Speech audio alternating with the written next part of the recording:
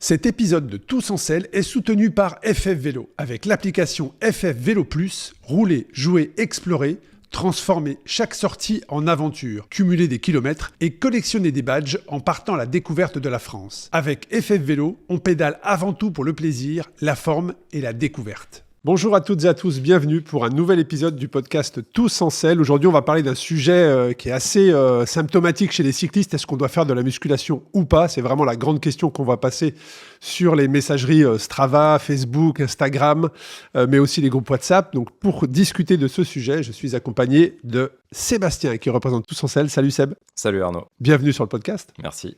Et puis, de l'inimitable coach Loïc. Bonjour à tous. Ça va Loïc ? Ça va. Alors, on va rentrer directement dans le vif du sujet. Est-ce que la musculation et le cyclisme, déjà, est-ce que ça va ensemble ? Et est-ce que ce sont tes coachés qui te le demandent ou est-ce que c'est toi qui intègres des séances de musculation dans les plannings d'entraînement ? Les deux, hein, évidemment. Il y en a qui le demandent et de toute façon, je l'introduis moi de moi-même pour plein de raisons qu'on va évoquer ensuite. Mais je pense que si on a le temps, parce que c'est toujours ça le point décisionnel, c'est est-ce que dans l'agenda de ton coaché. Ouais, c'est ça. C'est-à-dire que je vais spoiler un peu la suite, mais la priorité, c'est quand même quand on fait du vélo, c'est de faire du vélo. Si on fait de la muscu à la place du vélo, on va pas progresser. Voilà, c'est ça. Voilà, c'est ça. Mais des fois, tu vois, j'ai ce genre de questions. Est-ce que je peux remplacer le vélo par la muscu ? Bon, voilà. Donc à chaque fois, je réponds ça. En fait, ça dépend ce que tu veux, quoi.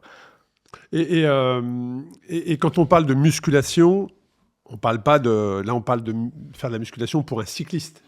C'est quand même différent. Je pense que les séances que tu proposes sont différentes que si c'était un rugbyman, que si c'était un gymnaste, que si c'était un runner. Tu vois ce que je veux dire là ? Je pense que les groupes de travail sont différents.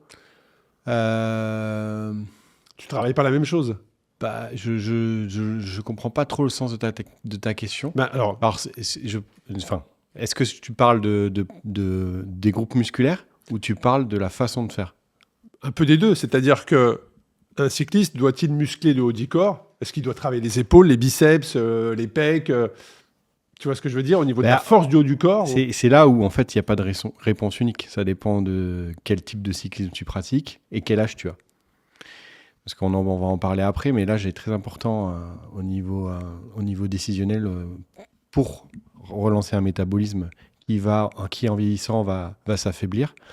Et donc la musculation est un moyen essentiel pour pouvoir compenser ça. Et puis, à contrario, tu as le cycliste qui court en élite et qui a d'autres priorités, et notamment éviter de prendre trop de poids pour avoir un rapport poids-puissance plus important dans les ascensions, mais meilleur dans les ascensions. Et donc là, c'est pas la même chose. Après, si tu veux comparer un rugbyman et un cycliste, tu vas travailler les mêmes groupes musculaires, mais tu vas pas les travailler dans la même intensité, en tout cas dans le même volume. Voilà. Alors aussi, ça me fait penser à d'autres questions de ce que tu viens de dire, mais il y a aussi le fait que le cycliste, on est quand même sur une position assez courbée, on entend souvent des plaintes au niveau de douleurs, au niveau du dos, ce genre de choses. Certains aussi confondent musculation et renforcement musculaire. C'est deux choses différentes. C'est deux choses complètement différentes. Alors, la position, c'est un problème, mais c'est pas le problème majeur. Le problème majeur, c'est plutôt que c'est un sport porté ou semi-porté. Et donc ça a une vraie conséquence quand on vieillit. Et je sais qu'il y a quand même pas mal de personnes qui nous écoutent qui ont plus de 40 ans.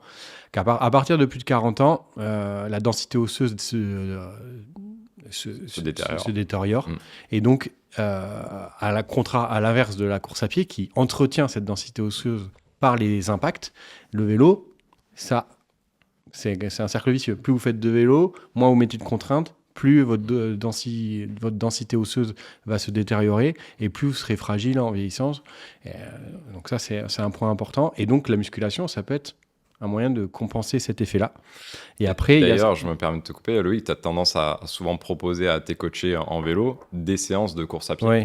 Voilà. Après, il y en a, ils peuvent pas, mais oui, dès qu'ils peuvent, je le fais, pour cette raison-là.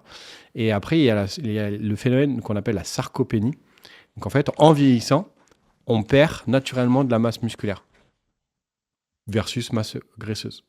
Et le vélo, il accélère ce phénomène-là, notamment en allant vers des entraînements ou des objectifs d'endurance. Voilà. Et donc, la musculation, là, pour le coup, c'est un peu le Graal pour éviter ça. Parce que ça, c'est une raison d'accélération du vieillissement, la sarcopénie. Et est-ce que tu parlais d'âge tout à l'heure? Là aussi, tu viens d'en parler, mais ça veut dire qu'est-ce qu'on peut dire au public qui nous écoute et qui nous regarde? On a la vingtaine, bon, la musculation, pas nécessaire. On a 30 ans, il faut peut-être intégrer. On a plus de 40, c'est nécessaire. Est-ce que faire de la musculation quand tu es un cycliste, ça dépend aussi de ton âge? Est-ce que toi, tu en proposes différemment si ton coach est à 20 ans ou s'il a 55 ans? Alors... Ou est-ce que c'est le fil conducteur, quel que soit ton âge? On va dire, il y a pas de... Tout dépend de l'environnement. Si tu as 20 ans, que tu débutes, la musculation, ça peut te permettre d'avoir un corps plus robuste et de pouvoir progresser plus vite. D'accord ? Mais d'un côté, si tu n'as pas de temps, tu te retrouves à pas progresser en vélo parce que finalement, la meilleure façon de progresser en vélo, c'est faire du vélo. Il n'y a pas de débat. Si tu as 20 ans et que tu es compétiteur, là, ça se réfléchit. Parce qu'on sait scientifiquement que la musculation peut apporter un gain, mais très marginal, sur la performance, et au risque de prendre du poids et d'être moins performant sur le vélo. Donc c'est un équilibre qu'il faut trouver sur des périodes, à l'hiver. Alors par exemple là, généralement oui, on introduit là par exemple Pogačar, après Paris-Roubaix, il a dit qu'il fallait qu'il se calme sur la muscu parce qu'il avait pris du poids et que pour cet été ça allait lui porter préjudice parce que forcément, même s'il a une puissance d'un éléphant, il aura un peu moins s'il a pris un peu plus de poids dans les pentes. Voilà. En plus, je sais pas si vous avez déjà vu Vingegaard, on dirait qu'il a 14 ans parce qu'il fait 55 ans. Mais ses parents à l'arrivée, tu sais. Les parents sont où? Non, mais c'est ça. Donc, en fait, tu vois, il peut y avoir comme l'écart entre eux, il est de quelques pourcents. Il y a quand même des sacrés cuissots. Si tu regardes vraiment ses cuisses, comme Wout van Aert, ça reste énorme quand même. C'est clair. Mais tu l'as vu en vrai? Parce que moi, je l'ai vu en vrai. Non, j'ai vu que les images, mais ne serait-ce que sur les images, là, ils ont... Alors maintenant, tu sais, tu as les cuissards qui vont jusqu'au genou maintenant. Avant, tu avais les cuissards mi-cuisse, maintenant, tu as les cuissards qui vont jusqu'au genou. Il a 14 ans. Donc, tu vois pas les muscles saillants comme tu pouvais voir avant. J'ai roulé à côté de lui, si tu dirais un adolescent. Hein. Ouais, oui, ça se... Il est vraiment très maigre et très petit. Ouais. Mais tu parlais justement du cas de Pogačar qui a pris un peu de poids, etc. Tu penses qu'aujourd'hui, les cyclistes, et notamment les pros, parce qu'on les prend souvent comme modèle, ils ont toujours eu de la muscu, et Pogačar a toujours eu de la muscu dans sa préparation, et là, il a juste forcé un peu plus le trait, ou alors il a intégré, alors que justement, c'était pas le cas, et il avait plutôt que... Je pense qu'il l'a intégré pour gagner de la puissance brute, comme il préparait des épreuves où il y avait peu de pente. Comme Paris-Roubaix, ou alors pour gagner en force, et donc forcément en la puissance. C'est la force. Et je pense et de ce qu'il disait, c'est qu'il a aimé ça, et donc forcément, tu vois, il en a fait beaucoup, et il a pris un peu de poids. Je crois qu'il disait 2-3 kilos, mais du coup, voilà. Donc, tu penses qu'un Paul Sexas, il fait de la muscu? Paul Sexas, c'est ce qu'il fait de la muscu? J'en sais rien du tout.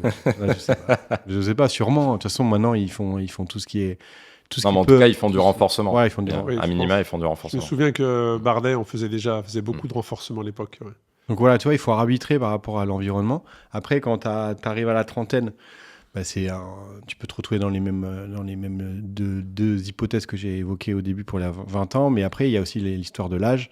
Et plus tu vas te rapprocher de la quarantaine, plus le renforcement, la musculation, et pour moi, elle devient indispensable pour pour lutter contre la sarcopénie, pour améliorer la santé. Vous savez qu'à partir de 40 ans, le niveau de testostérone chez l'homme descend naturellement. Voilà. Et les moyens de faire remonter la testostérone, il n'y en a pas 50. Il y en a 1, via l'alimentation un petit peu. 2, intensité. 3, renforcement. Enfin, musculation lourde. Et ça, la testo chez l'homme, c'est quand on fait du sport, c'est indispensable pour mieux récupérer, pour continuer à avoir une masse musculaire constante et pas qu'elle régresse. Et donc, parce que si tu perds du muscle, tu perds de la force et donc tu perds forcément de performance. Voilà. Et tu as des exos spécifiques. On a une question d'auditeurs qui nous demandent justement, qui a pris conscience du fait que le renforcement c'était important. Est-ce que tu as des exos, 2-3 exos un peu spécifiques? Moi je pense notamment on parle souvent de pédaler correctement et donc les quadris on les travaille naturellement, mais souvent on oublie un peu les ischios.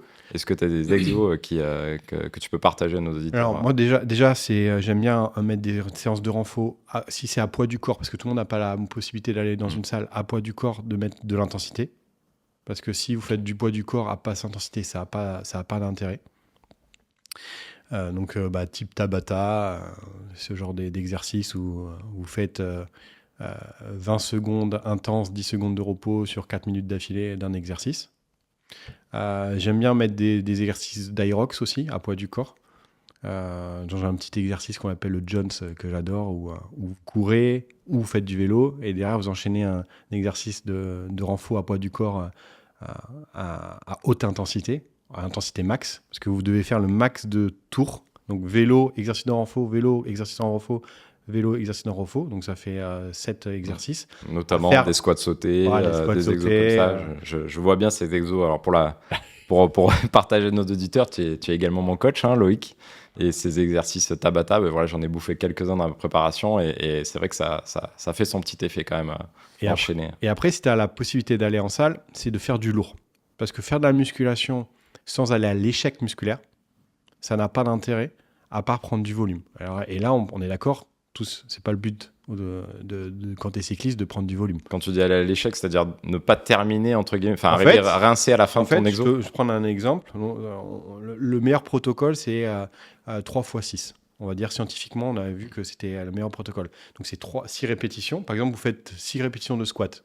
Donc le squat, c'est je mets une barre au niveau des épaules et je vais m'accroupir le plus bas possible. Donc au début, on s'arrête au niveau des genoux.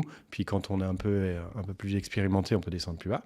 Et en fait, si vous voulez que ça soit efficace dans le développement de la force, c'est ce qu'on cherche, et notamment dans le développement du muscle et hormonal, il faut arriver à l'échec du muscle.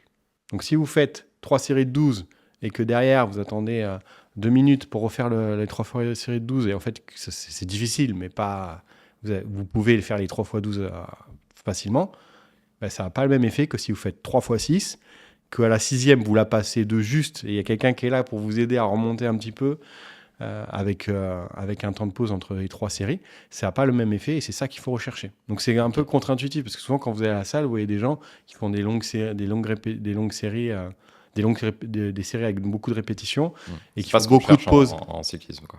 On va dire pour la santé de façon générale, il faut l'intensité et du lourd et de la force pour aller.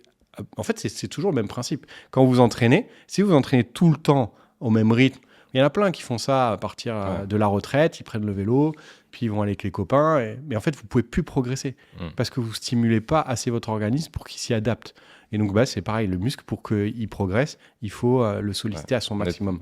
Être tout le temps en zone de confort, au bout d'un moment, on reste limité. Et si vous voulez utiliser le vélo pour entretenir la masse musculaire, c'est le même principe. Si vous faites que de l'endurance, vous allez de toute façon, de façon indéniable, aller vers la perte de la masse musculaire, de la force avec l'âge.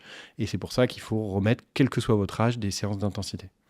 Et quelle est la différence que tu conseillerais ou les séances que tu proposerais à un sprinter et à un grimpeur? Tu parlais justement de la prise de masse tout à l'heure.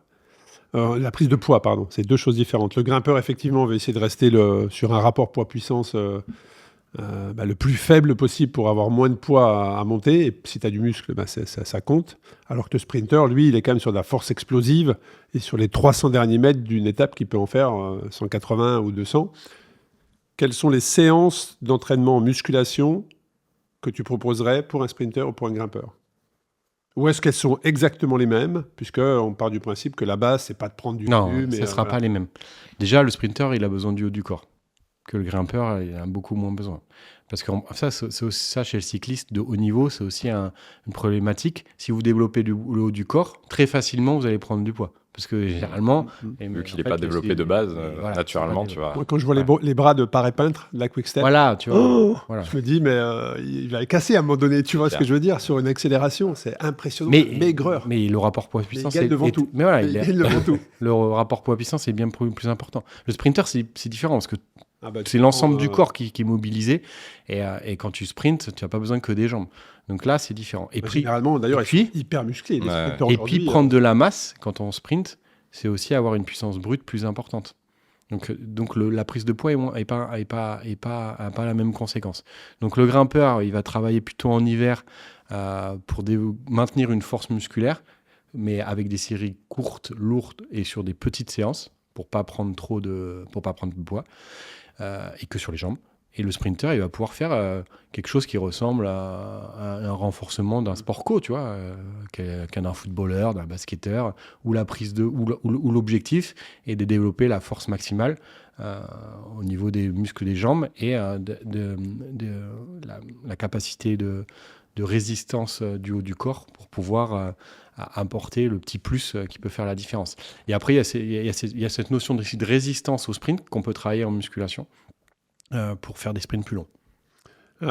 Mais après, en musculation, quelqu'un qui va en musculation, un cycliste, on dit effectivement, il va travailler le bas du corps, il va travailler les cuisses. Est-ce qu'on doit travailler prioritairement les quadris ? Est-ce qu'on va travailler prioritairement les ischios ? Est-ce qu'on va travailler prioritairement les mollets parce qu'on les oublie, mais on en a besoin ? Qu'est-ce qu'on doit solliciter quand on a peu de temps, justement, en priorité? Tu vois, je sais ce que tu vas me répondre. C'est un équilibre de... Non. À un moment donné, c'est... Non, je vais pas te répondre ça. Parce que toi, je sais que tu as fait un peu de CrossFit. En fait, ta question, je vais la détourner un peu, mais ça veut dire la même chose. Toi, ta question, pour moi, tu me poses la question de savoir est-ce qu'il vaut mieux travailler les muscles de façon isolée ou globale.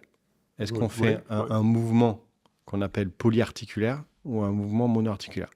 Bah moi, après, c'est ma conviction. Par rapport à notre objectif, si tu veux développer l'esthétique, le monoarticulaire est beaucoup plus performant. Mais là, c'est pas ce qu'on cherche. C'est pas l'objectif. Là, ce qu'on cherche, c'est d'être efficace, en fait, de travailler pour le être efficient derrière. Donc, comme dans le CrossFit, c'est des mouvements globaux.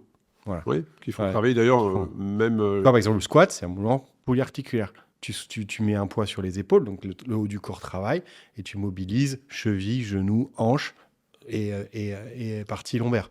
Tu vois, par exemple, le leg curl, donc quand tu es assis, que tu lèves juste, là, c'est un mouvement articulaire où tu as juste à pousser pour développer le quadriceps. C'est deux choses différentes. Alors, c'est intéressant ce que tu dis, parce qu'on parle de musculation, mais je pense que la musculation d'il y a 10 ans, d'il y a 20 ans, n'est plus la musculation d'aujourd'hui. Il y a 15 ans, 20 ans, tu allais en salle, tu avais des bancs, et tu faisais tes exercices. Le CrossFit n'existait pas, l'Aerox n'existait pas, et aujourd'hui, le CrossFit, l'Aerox, aujourd'hui, ça te permet de te maintenir en forme, de faire de la musculation, j'allais presque dire indirectement, c'est-à-dire que tu fais différents exercices qui ne sont pas effectivement de soulever des barres et des choses, mais qui te font prendre du muscle. Ouais. Donc ça, comment tu intègres, j'allais dire, ces nouveaux outils, ces nouvelles plateformes, comment tu les intègres dans la préparation d'un cycliste? Est-ce que tu conseilles de faire de l'Aerox? Est-ce que tu conseilles de faire du CrossFit ou d'aller en salle et de faire des exercices? Déjà, la science du muscle a vachement évolué ces 20 dernières années. Le CrossFit, ça m'intéresse. La science du muscle, la compréhension. La compréhension. Donc aujourd'hui, ce que je dis, tu vois, c'est des consensus. Il n'y a pas de, voilà, il y a plus de débat. Si tu veux avoir des effets, il faut faire du lourd. Tu vas à la salle juste pour lever les trucs. Même, je te dirais même pour perdre du poids, c'est plus efficace. Ce que tu dis, c'est que pour avoir des effets quand tu veux faire de la musculation, c'est qu'il faut des effets musculaires. Faut porter le maximum pour la longévité. Faut aller chercher tout de suite la rupture. Voilà, il faut aller chercher l'échec, ce qu'on appelle ça. Ouais. Après, le reste, c'est dans un but beaucoup plus esthétique. Tu gagnes, tu veux développer le muscle, mais c'est pas dans un but de performance, de force. Voilà.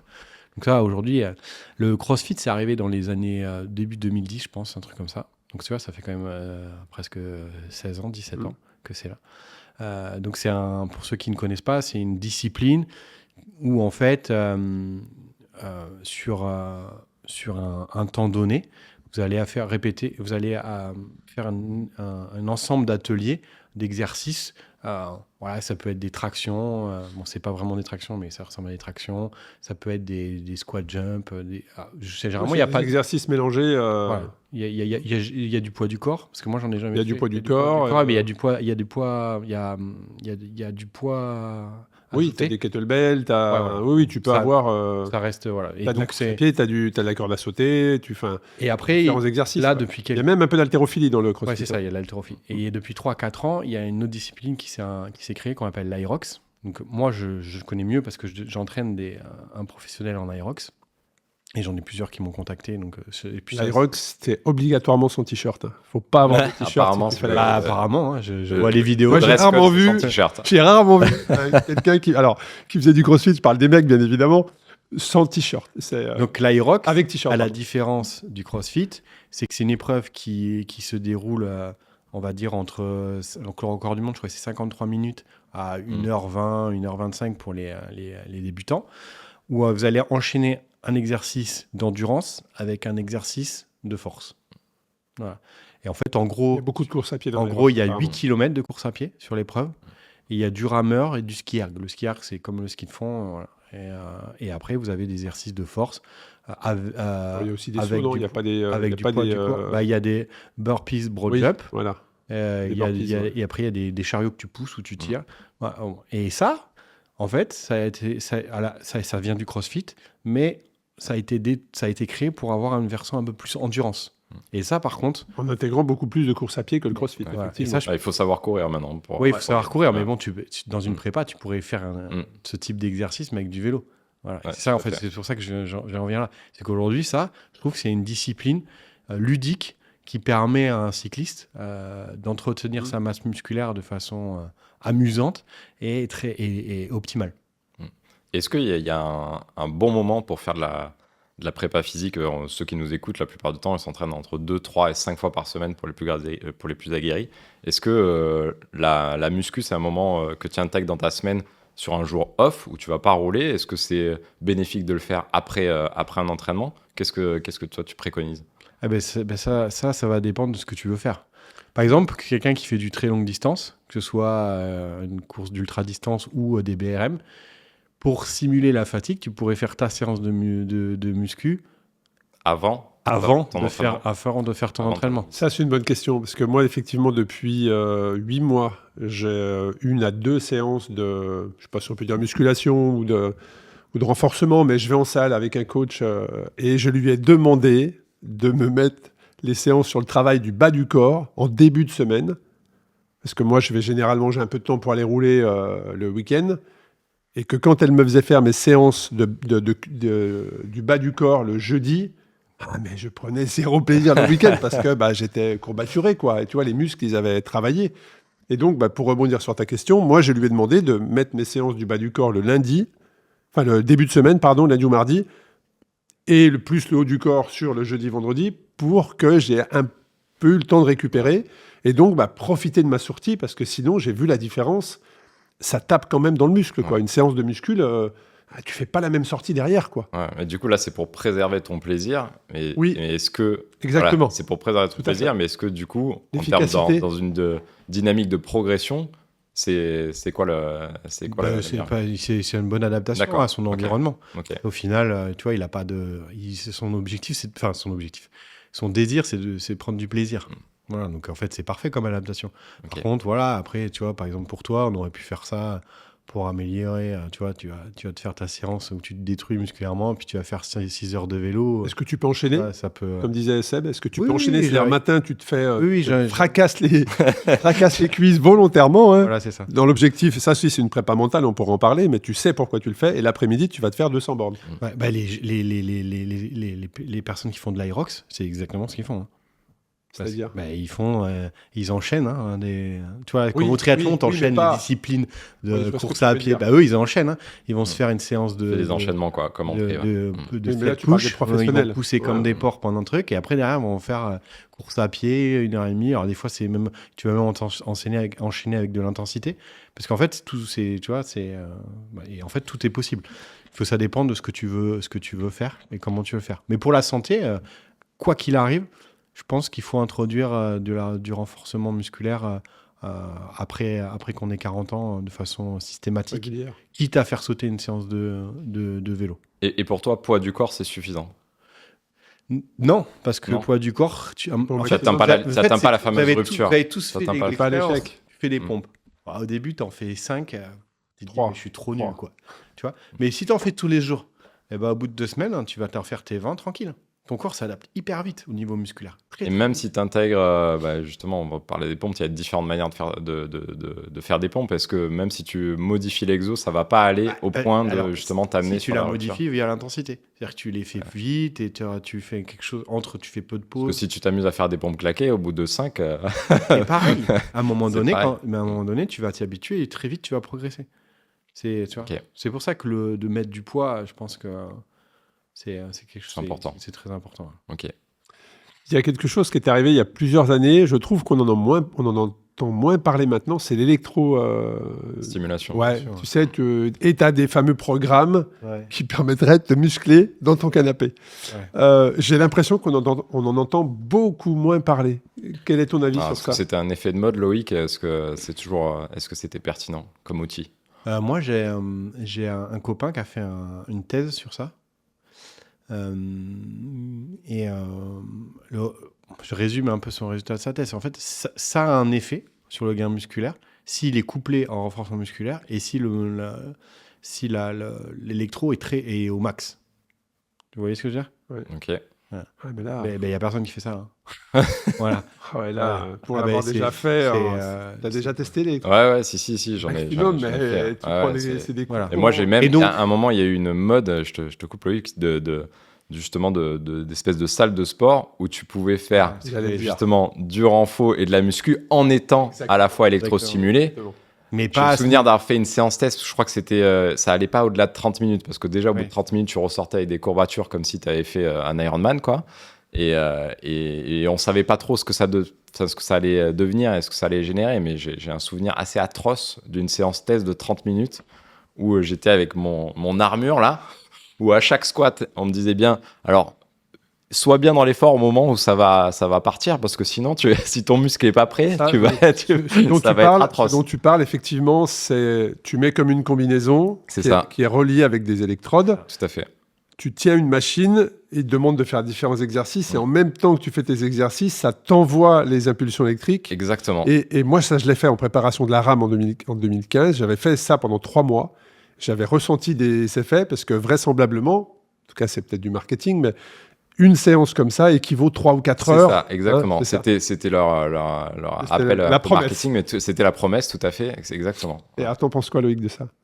Je pense qu'il faut que ce soit fort et donc pas agréable. Et donc forcément, si c'est pas agréable, il n'y a pas beaucoup de gens qui vont être intéressés par ce genre de choses. Ouais, je C'est pense pour qu'il y ça a que eu ça un développe problème pas, sur en la fidélisation justement des. fait. Donc, ou alors tu diminues l'intensité, mais ça a plus d'effet. Voilà. Donc D'accord. je pense que On reste quand même dans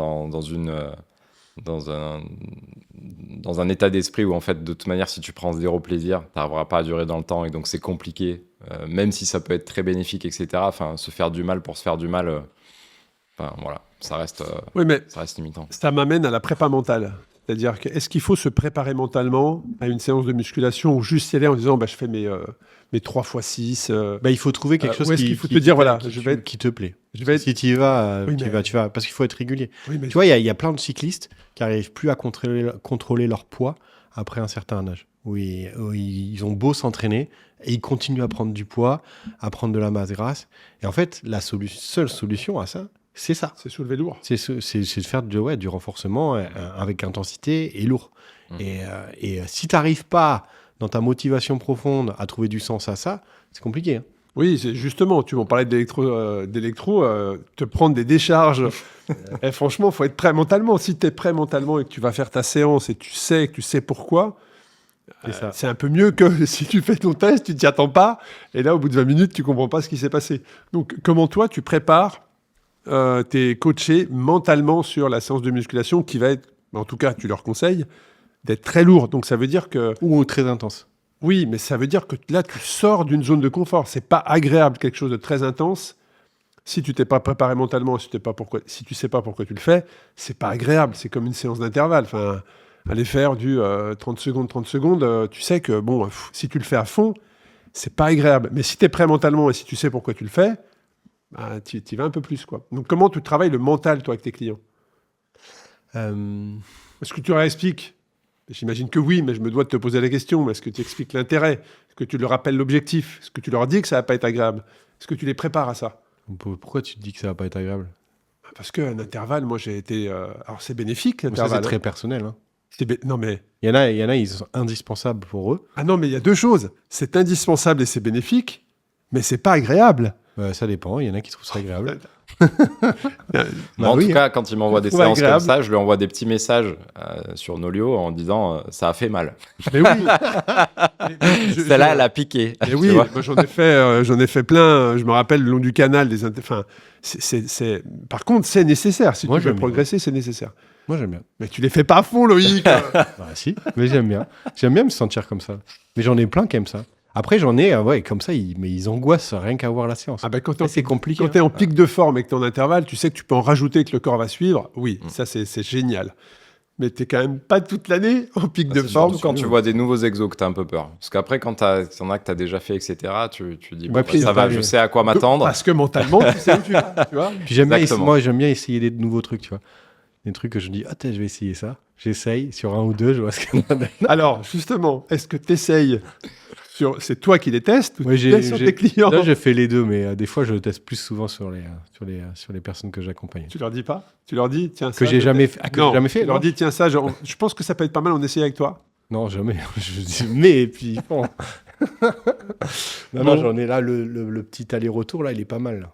Tu l'as fait faire ou pas? Oui, bien sûr. En fait, l'objectif, c'est d'atteindre la VO2 max. Et au lieu de, quand tu l'as atteint, de te reposer, de redescendre d'intensité, mais très progressivement. Et en fait, la redescente... Mais c'est marrant, tu as différents profils. Les profils, ils ont pas de mal. Et il y a des profils, mais ils n'y arrivent pas du tout. Tu vois, et c'est très intéressant. La prépa mentale. Non, ouais, c'est au-delà de ça. Et autrement, pour répondre à ta question, pour la musculation, il faut toujours avoir de la pédagogie. Donc, quand tu expliques quelque chose. Mais de toute manière, mes arguments, ils touchent tout le temps. Tu vois, parce que les gens que j'entraîne, ils ont souvent plus de 40 ans. Souvent, ils ont des problèmes de poids. Donc là, l'argument, il est numéro 1. Ils ont des problèmes de vitalité. Donc là, l'argument est numéro 1. Et 3, ils veulent... quand tu fais du renforcement, quoi qu'il se passe, même si c'est pas bien agréable pendant, après, tu te sens beaucoup mieux, tu vois. Et au bout de 2-3 fois, ils le sentent, tu vois. Voilà. Parce que quand ta testo, elle augmente, voilà, hein, mon pauvre, t'es bien. Hein. Là, on parle de muscles, de se détruire en faisant des intervalles... de porter très très lourd, d'aller à l'échec musculaire, mais comment on récupère de ça? Est-ce qu'on va sur... là, je parle sur la partie récupération. Si tu le fais depuis régulièrement, ton corps, il s'habitue. Au début, tu peux plus marcher le lendemain. Voilà. Les courbatures.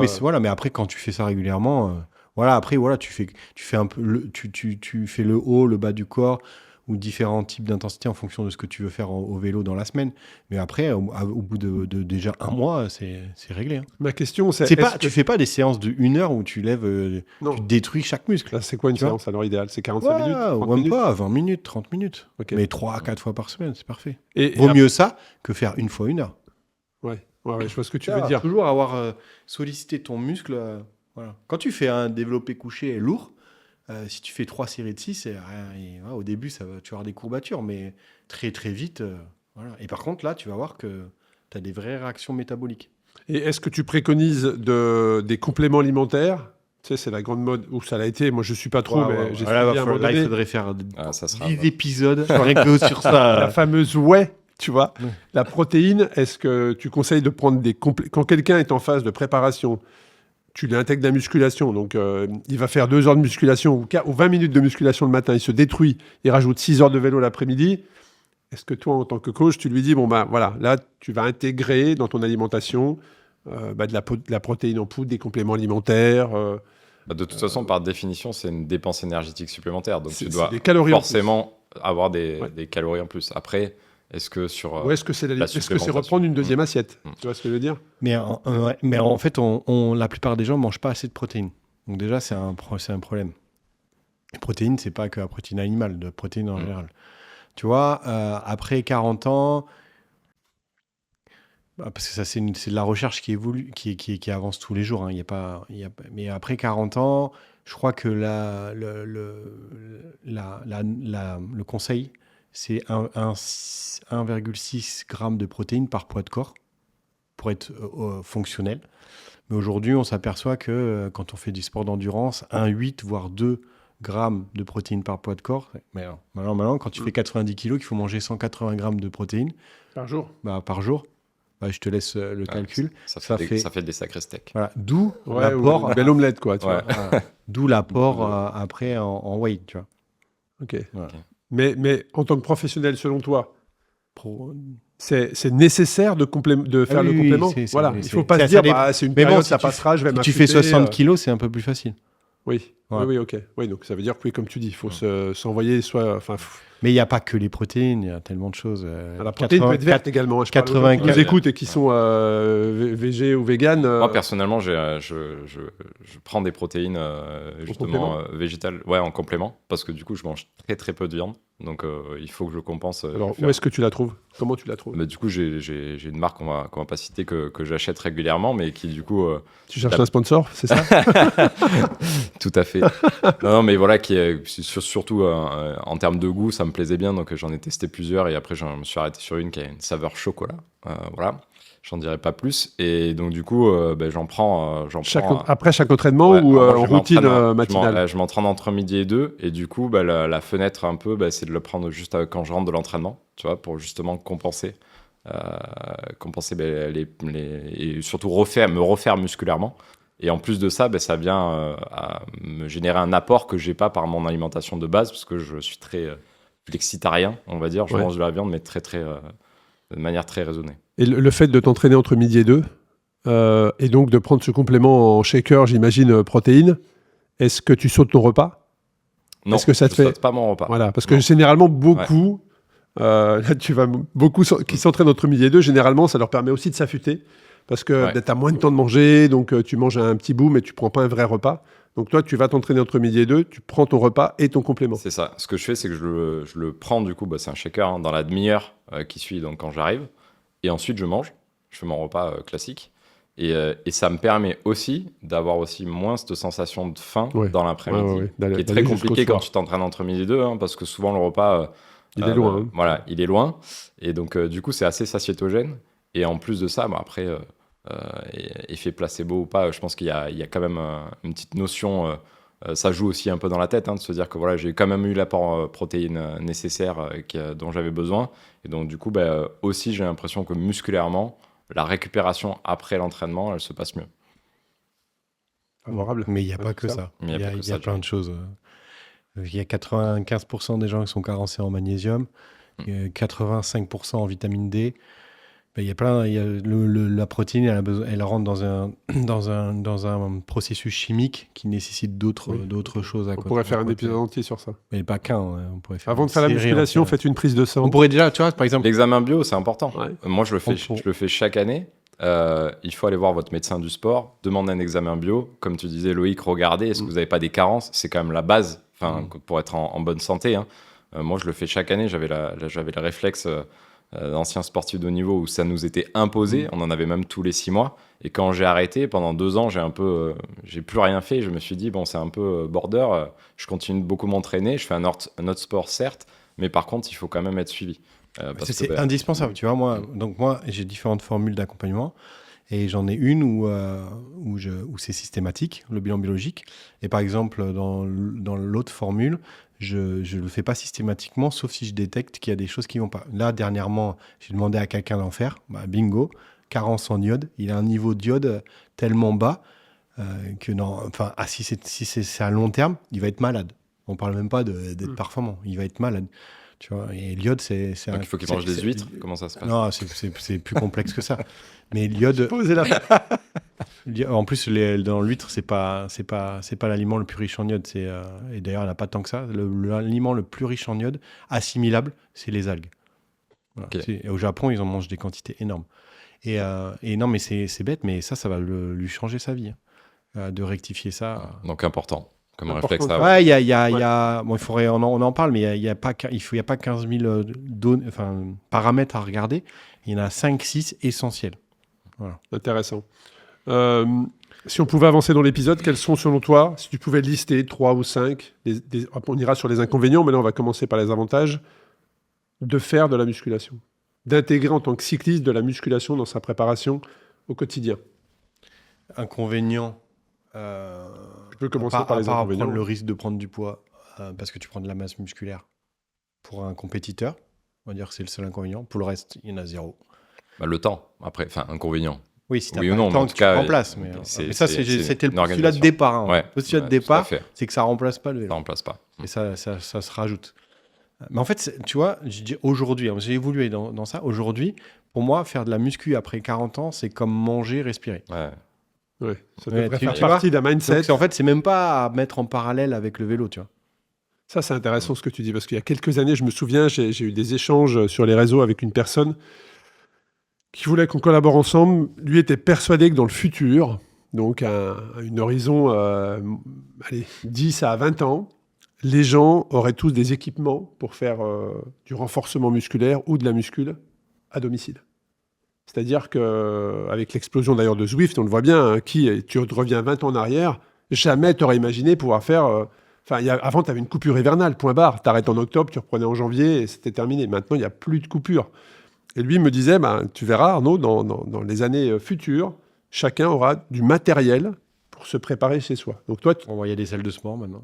oui, mais quand tu n'as pas de temps, quand tu n'habites pas dans une grande ville, La ou même une des ville gens, moyenne. Ils ont du matos, hein, un peu. Tu vois. Ouais. Ça va vite à acheter maintenant. Le Ouais, Covid mais a plus vachement accéléré équipé, je ça. trouve, ouais, Le plus confinement, équipé. on s'est tous équipés c'est sûr. pour faire Tu des vois, expos à la au maison. moins des élastiques, un kettle, il y a tout. Alors, les élastiques, là, on pourrait faire un épisode sur ça, comment utiliser un élastique. Tu parles à un cycliste aujourd'hui, 99% des gens, ils vont pas penser à l'élastique. Hein. Ouais, Ils vont penser au poids. Ils vont imaginer un poids avec un banc ou une barre. Tu vois ce que je veux dire ça, c'est parce que toi, tu as la formation de kiné derrière qui te fait penser à l'élastique, à comment l'utiliser. Déjà, à la fac de sport, je donne des cours sur ça aussi. Donc. Mais tu parles quelqu'un musculation, en face, pour eux, c'est poids ou barre. C'est pas élastique. Oui. Un élastique, on dit, je fais quoi avec on peut s'équiper à la maison avec du matos pas forcément Complètement, lourd. complètement. Des choses un peu qui aident déjà. Ouais. Et travailler sur le poids du corps. Oui, avec de l'intensité. Avec... C'est là où si tu Et mets le poids. l'intensité, c'est Ça là va bien. que ça va dans l'épuisement du muscle et ça va dans le bon sens. Est-ce qu'il y a un autre inconvénient ? Le risque de se blesser. Est-ce que ça peut être un inconvénient, le risque de se blesser à la muscule ? Tu as autant de risques de blesser en descendant Je pose un la question. escalier. C'est pas... Non, c'est d'en faire trop d'un coup. C'est toujours pareil, en fait. Ta progressivité. Voilà, c'est la clé. Comme Tu sais, t'en connais, ils s'entraînent pas à pied et puis ils décident de prendre un dossard pour aller faire un ultra marathon de 120 km et ils vont faire l'ultra et puis ils disent oh putain, j'ai mal partout, tu vois. Tu vois. Mais Alors, là, il y en a c'est qui vrai que font des ça. fois sur les trails, on voit des vidéos après où les gens ils n'arrivent pas à se relever tout seuls, ou ils n'arrivent pas à marcher. Ou un marathon. En vélo, c'est rare. Un marathon. En vélo, c'est rare qu'on voit les Là, gens pour qui mes marchent. 50 ans, je vais faire un marathon. T'as fait quoi avant? Rien. Et je me mets à courir. Là, tu te blesses. Ah bah, D'ailleurs, c'est un gros risque. je le dis souvent, mais un coureur sur deux se blesse chaque année. Et c'est pas parce que la course à pied blesse, c'est parce que tu le pratiques mal.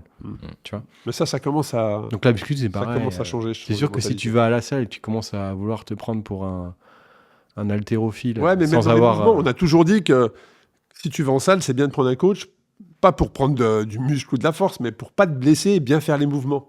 Il y a Ouais. ça aussi. Alors maintenant, c'est Après, vrai tu que. peux prendre, t'as beaucoup de machines guidées aujourd'hui. Oui, Voilà. Tu peux Après, faire du développé ouais. couché avec une machine guidée, Oui, oui. etc. Alors, ce qui est là où le bas blesse un petit peu, c'est que tu vas moins bien gérer ton équilibre. Et donc, potentiellement, si tu es plus fort bras droit que bras gauche, eh ben, tu vas conserver ce déséquilibre. Mais on va dire que là, on va toucher quelque chose, c'est vraiment à la marge, quoi. Ouais. Donc pour toi, il y a très peu d'inconvénients à Il faut faire. arrêter des peurs, là. Parce qu'en fait, les gens, ils font pas assez de sport. Enfin, tu vois, tu te rends compte que maintenant, les recommandations, c'est 5000 pas par jour. Ouais. J'ai appelé mon père, il m'a dit, ouais, je suis content, je fais 5000 pas par jour. Je me dis, papa, c'est nul. Mais c'est nul. Il a raccroché. Il n'a pas vu son C'est père nul. depuis 10 ans. J'ai dit, mais 5000 pas, tu te rends compte, de toute ta journée, tu fais que 5000 pas. J'ai dit, C'est mais. 10 000, logiquement. Ouais, non, mais tu vois, on en est Ça. à réduire les recommandations.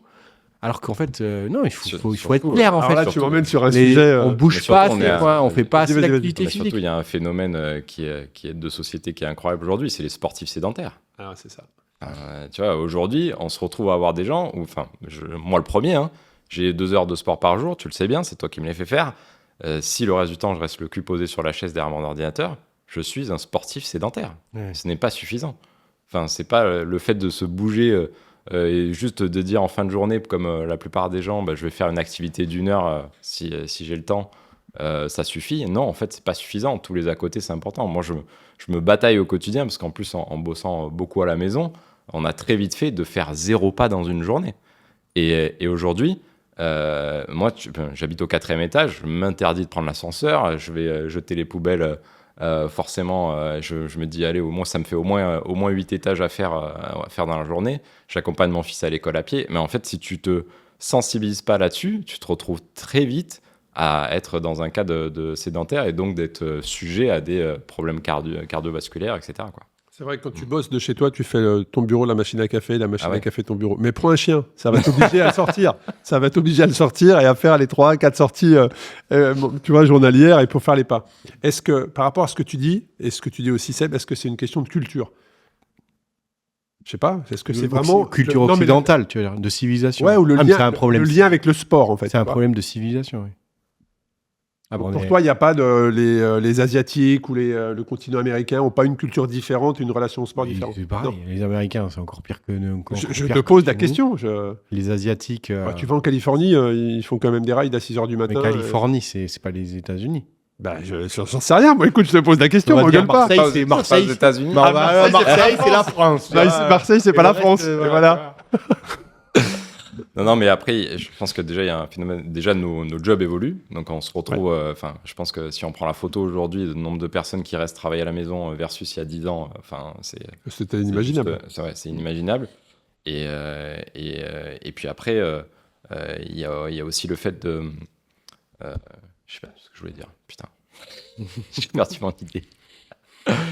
Je te laisse Faudra retrouver. couper. Je te laisse retrouver. Ça m'amène sur les avantages maintenant. Bon, très peu d'inconvénients, ça on l'a compris, mais les avantages de la musculation. Si tu peux en citer 3. La santé. Améliorer la santé. 2. Améliorer tes performances en force. Et 3. Si tu es un homme. Si tu es une femme, oui, les deux fonctionnent. Mais si tu es un Ça va homme. être ma question suivante. la différence entre femmes. Rebooster ton système hormonal pour aller vers l'anabolisme et pas le catabolisme. L'anabolisme, c'est la construction du muscle. La catabolisme, c'est la diminution, vers la récupération. Et la différence homme-femme, justement. Sur Est-ce que les exercices se font de la même manière Sur ou ça, pas il n'y en a aucune. La sarcopénie, elle touche autant les femmes que les hommes.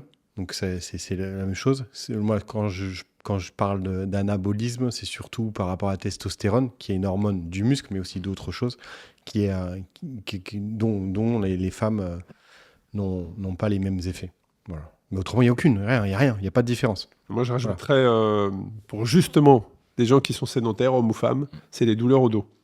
Ouais. Je sais que quand tu es sédentaire, moi j'ai vu les douleurs au dos arriver, je ne comprenais pas pourquoi. D'accord. Et depuis que j'ai repris ces 2 séances, en plus de faire 1 ou 2 sorties de vélo par Ça semaine, va mieux, ouais. j'ai plus de douleurs au dos, quoi. Donc ça... Non, mais ça, c'est pareil. que là, c'est pas les de la problèmes muscu, de dos, c'est du renforcement. c'est quelque chose que je vis quotidien pour depuis toi. toujours. Non, au quotidien, dans mes clients, il y a très peu. Je pense à Steph, là, qui a ça depuis longtemps. Lui, il m'a appelé, il pouvait plus rien faire. Il était bloqué du dos, mais plus rien. Et donc, du coup, je l'ai, dans un premier temps, aidé à se soigner, puis après, reprendre le vélo. Donc, tu vois, des fois, il a des petits pics de relance. Mais oui, le problème de dos, c'est un vrai problème. Parce qu'en fait, la façon dont alors ça, c'est mon avis. Moi, je pense qu'il y a des médecins qui doivent partager ça. La façon dont on accompagne ça, pour moi, n'est pas la bonne façon. Tu vois, par exemple, tu as mal au dos, on va te faire passer une radio. Bon, déjà, ça sert à rien. Et puis 2, ou après, ça va pas, on va te passer une IRM. Et en fait, il faut savoir que 8 fois sur 10, on va voir quelque chose sur l'image. On va t'opérer. Mais, ouais, non, pas t'opérer. Mais dans la conscience de la personne, c'est parce qu'il y a ça que t'as mal. Alors que ça n'a rien à voir. C'est parce que la plupart du temps, tu fais rien. Tu vois ? Voilà. Bon, là, pour Steph, c'est pas le cas, mais c'est un peu plus complexe que ça. Mais c'est parce que où tu fais, mais pas de la bonne façon. Tu vois ? Tu peux faire trop aussi. Des fois, tu peux avoir c'est peut être un signe que tu fais trop et que tu respectes pas assez le repos que ton corps te demande de façon inconsciente de cette façon. Ou pour les cyclistes, Mais ça la peut être plupart la du temps, position, c'est ça peut que être la non, position. mais la plupart du temps, c'est que tu fais pas assez. Tu fais pas assez, tu vois. Il y a les sédentaires, tu parles des sédentaires. Oui, bien sûr, je parle Voilà. des sédentaires. Donc toi, tu fais un peu de renfo, tu te sens mieux, mais c'est juste parce que tu fais du sport. Oui, Tu vois mais c'est clair. Ouais. Ah oui, c'est clair. C'est clair. Quand je te dis, rends compte que maintenant, les recommandations, c'est 5000 pas par jour. 5000 pas. Les gars, 5000 pas. Quand tu fais que ça de la journée, Ouais, c'est hallucinant. J'ai retrouvé ce que je voulais dire tout à l'heure. Après, il y a aussi le fait de vivre en milieu rural ou de vivre en milieu urbain. C'est différent. Tu vois, à Paris, finalement, beaucoup de gens prennent les transports en commun, font de la mobilité douce. Finalement, ils marchent beaucoup. Oui, tu fais tes pas. Tu vas en milieu rural, Prends ta voiture. ils prennent beaucoup la voiture. C'est beaucoup plus compliqué, ne serait-ce que de faire tes 5000 pas, quoi, tu vois, sauf si tu es vraiment Et très même, motivé. prendre le vélo pour se déplacer. En à milieu fait. rural, il n'y a pas de piste, il n'y a pas les mêmes Exactement. pistes cyclables qu'on peut avoir en ville où tu peux prendre ton vélo très facilement aujourd'hui dans les grandes agglomérations. Dans le milieu rural, tu as besoin de ta voiture, effectivement. Mais dans Donc le moins milieu de pas, rural- donc moins d'activité sportive. Mais dans le milieu rural, c'est plus facile de manger et t'es pas soumis à la pollution. Donc, Oui. Voilà. Ouais. Bon, on fera un autre épisode sur ça. On fera un autre épisode sur ça. En tout cas, on a bien compris l'importance de la musculation et du renforcement. Et surtout, ce qui est hyper intéressant, c'est ce que tu nous as dit sur le fait d'aller jusqu'à l'échec pour vraiment Ouais, moi j'ai appris des choses. progresser. Ouais, très intéressant. J'ai appris des choses. Un grand merci Loïc. Merci Seb. Merci. Merci Arnaud, beaucoup. merci Loïc. Et puis on vous donne rendez-vous très prochainement pour un nouvel épisode du podcast Tous en Selle. Vous pourrez retrouver bien évidemment toutes les informations sur le site tousencelle.eu. À très bientôt, merci.